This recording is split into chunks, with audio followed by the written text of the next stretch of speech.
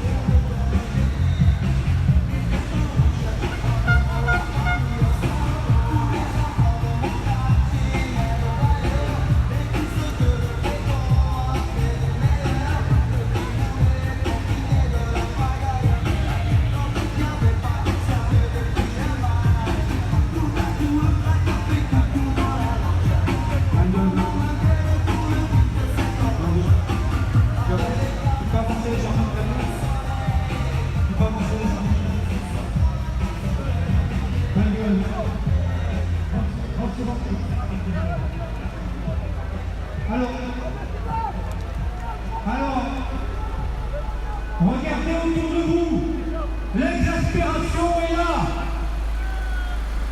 Nous avons déjà été nombreux et nombreuses dans la rue le 29 septembre dernier, avec un seul mot d'ordre: augmentation générale des salaires, des pensions et des minima sociaux. Parce que la réalité vécue par des millions de salariés aujourd'hui, c'est qu'ils ne peuvent pas vivre dignement de leur salaire. Alors que d'autres le peuvent. Et je parle notamment des actionnaires. Alors quand Macron, en quittant le fort de Brégançon et en rangeant de côté son jet ski, décrète la fin de l'abondance, mais il s'adresse à qui? Est-ce qu'il s'adresse aux plus de 15% de la population qui vit sous le seuil de pauvreté? Ou aujourd'hui, à ces millions de retraités qui n'ont pour pension qu'une pension à 3 chiffres? Pendant ce temps-là, oui, certains continuent à se gaver, et je parle bien évidemment des actionnaires. 70 milliards d'euros de dividendes reversés aux actionnaires en 2021 par les entreprises du CAC 40. Ces entreprises qui ont déjà réalisé pour les 6 premiers mois de l'année 161 milliards d'euros de profit. Et est-ce que vous en avez la retranscription dans vos salaires, dans vos pensions? Alors cette situation-là, elle ne peut plus durer. Alors j'invite tout le monde à un moment donné à se poser les bonnes questions et à ne pas participer au débat pseudo-médiatique qu'il peut y avoir sur certaines chaînes de télé par rapport à la grève menée depuis maintenant 3 semaines dans les raffineries. Les salariés qui se mettent en grève ne le font pas par plaisir, mais parce qu'à un moment donné, c'est une situation d'urgence sociale. Urgence sociale quand ils ont pour revendication 10% d'augmentation de salaire, alors que je rappelle que le taux d'inflation est déjà à 6,5%, et que la direction ne veut pas négocier sur cette base revendicative. Une direction qui fait le choix, je prends l'exemple de Total, qui a reversé l'année dernière 9 milliards d'euros de dividendes à leurs actionnaires. Et le premier d'entre eux, leur PDG, Patrick Pouyanné, qui s'est octroyé l'année dernière, pas 10, 52% d'augmentation de salaire, avec près de 6 millions d'euros de revenus. C'est inadmissible et indécent. C'est pour cette raison-là que vous voyez, regardez autour de vous, de plus en plus de salariés de profession qui se mettent en grève. On n'est pas là en soutien aux raffineurs. On est là pour défendre notre fiche de paix. Alors oui, on ne se contentera pas des miettes. Et la politique de chèques et de primes défiscalisées, tout ça c'est fini. Aujourd'hui, c'est du sonnant et trébuchant que nous souhaitons. Et le gouvernement peut très bien, dès demain, augmenter les salaires par le biais notamment du SMIC. La CGT porte la revendication d'un SMIC à 2 000 € bruts. Ça veut dire derrière, bien évidemment, une revalorisation de toutes les grilles de salaire. Mais évidemment, bien sûr, celle des pensions des retraités. Du pognon, il y en a. C'est un choix politique. C'est un choix de société à faire que nous devons faire pour nous, mais aussi pour nos enfants. Donc, on est dans la rue et on tient la rue. Et on va aller en préfecture, porter nos revendications, mais aussi insister sur le respect du droit de grève, sur le droit syndical auquel le gouvernement s'assoit dessus par la réquisition pour entraver justement ce droit de grève. C'est inadmissible et elle trouvera systématiquement les organisations syndicales dans la rue pour les défendre. Alors oui, aujourd'hui, si nous parlons de réquisition, c'est de réquisition des dividendes des actionnaires. Prenons la rue. Aujourd'hui, de nombreuses professions ont déjà répondu, mais partout, dans toutes les entreprises, dans tous les établissements, doivent se tenir des assemblées générales de salariés pour pouvoir justement poser la question: est-ce que votre salaire vous permet de vivre dignement aujourd'hui? Et si ce n'est pas le cas, quelle augmentation de salaire souhaitez-vous? Cette question-là, tout le monde doit se la poser. Ensuite, ce sont les salariés, on le rappelle, les salariés eux-mêmes, qui décident de la grève. Parce qu'à un moment donné, oui, il faut se mobiliser pour pouvoir gagner, lutter pour gagner. Alors bien entendu, ceux qui luttent ne sont pas certains de gagner.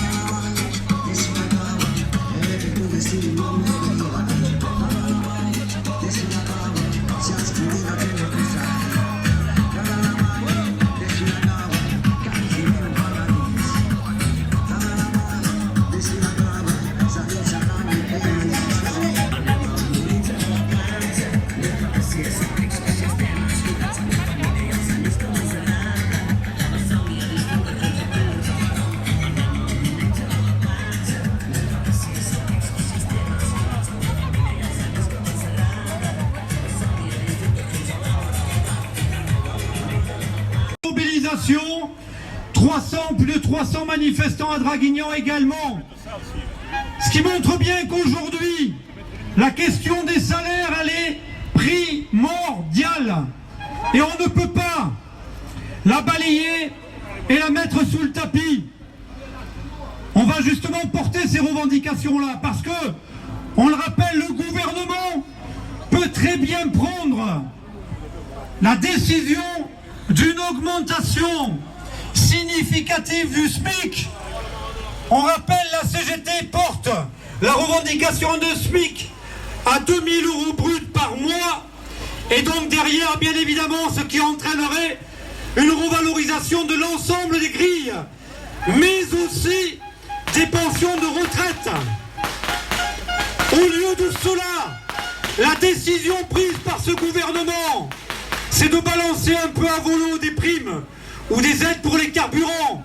Entre nous, les carburants, il y a une différence. À qui ça profite? Au smicard qui roule en 106 pour aller travailler, ou à l'actionnaire qui se balade avec sa Porsche Cayenne? Donc, ça, c'est pas possible. Les revendications, nous les avons et elles sont fermes. Au lieu de cela, ce gouvernement prend la décision de s'attaquer encore à la réforme de l'assurance chômage. Alors qu'aujourd'hui, entendez bien, seulement 36,4% des chômeurs sont indemnisés. Et quand ils ont une indemnisation, l'indemnisation moyenne, elle est de 1 050 €.